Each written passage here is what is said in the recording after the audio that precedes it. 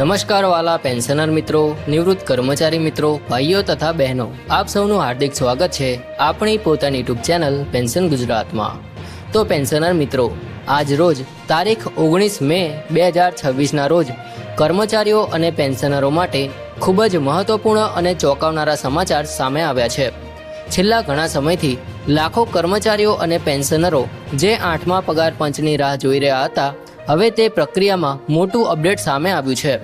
મિત્રો, 8મું પગાર પંચ હવે સત્તાવાર રીતે બેઠકો શરૂ કરી ચૂક્યું છે અને આ બેઠકોમાં કર્મચારીઓના પગાર, પેન્શન, મોંઘવારી ભથ્થું એટલે કે ડીએ અને જૂની પેન્શન યોજના જેવા મોટા મુદ્દાઓ પર ચર્ચાઓ શરૂ થઈ ગઈ છે। તેથી આજનો આ વિડીયો દરેક પેન્શનર માટે ખૂબ જ અગત્યનો છે, તેથી આ વિડીયોને અંત સુધી જરૂરથી જોતા રહેજો। પરંતુ એ પહેલાં એક નાનકડી વિનંતી છે કે જો ચેનલ પર નવા હોય તો અત્યારે જ આ ચેનલને સબસ્ક્રાઇબ કરી લેજો। તો મિત્રો, માહિતી અનુસાર 8મા પગાર પંચે 18 અને 19 મેના રોજ હૈદરાબાદમાં મહત્વપૂર્ણ બેઠકો શરૂ કરી છે।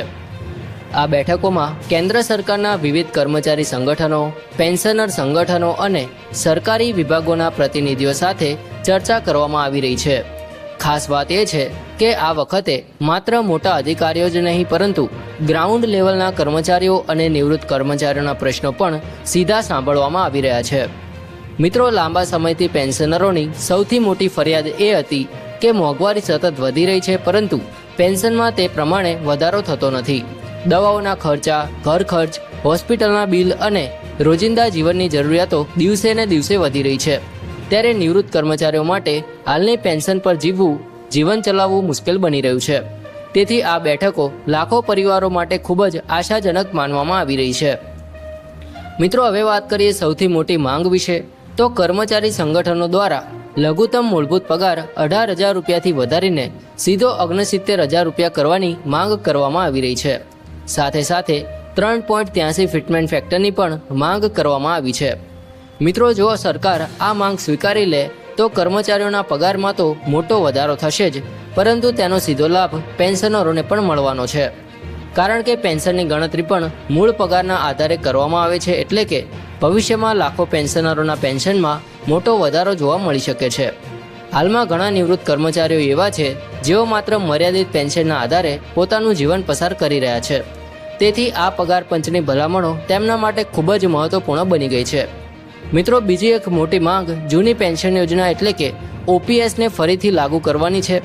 ઘણા કર્મચારી સંગઠનોનું કહેવું છે કે નવી પેન્શન યોજના હેઠળ નિવૃત્તિ બાદ આર્થિક સુરક્ષા મળતી નથી, જ્યારે જૂની પેન્શન યોજનામાં કર્મચારીઓને નિશ્ચિત પેન્શન મળતી હતી।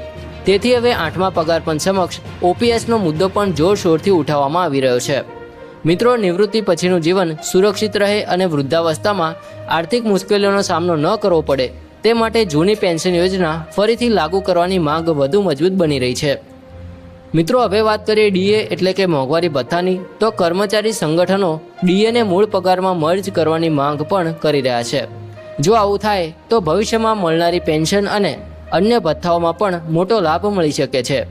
મિત્રો, આજના સમયમાં મોંઘવારી ખૂબ જ વધી ગઈ છે અને સામાન્ય માણસ માટે ઘર ચલાવવું મુશ્કેલ બન્યું છે, ત્યારે પેન્શનરો માટે ડીએનો મુદ્દો ખૂબ જ મહત્વનો બની ગયો છે।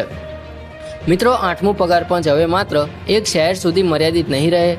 માહિતી મુજબ કમિશનની ટીમ આગામી દિવસોમાં વિશાખાપટ્ટનમ, શ્રીનગર અને લદ્દાખ સહિત અન્ય રાજ્યોની પણ મુલાકાત લેશે અને કર્મચારીઓ તથા પેન્શનરો સાથે ચર્ચા કરશે।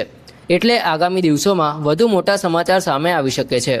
કમિશનને 18 મહિનાની અંદર પોતાનો અંતિમ અહેવાલ સરકારને સોંપવાનો રહેશે અને ત્યારબાદ કેન્દ્ર સરકાર પગાર અને પેન્શન વધારા અંગે અંતિમ નિર્ણય લેશે।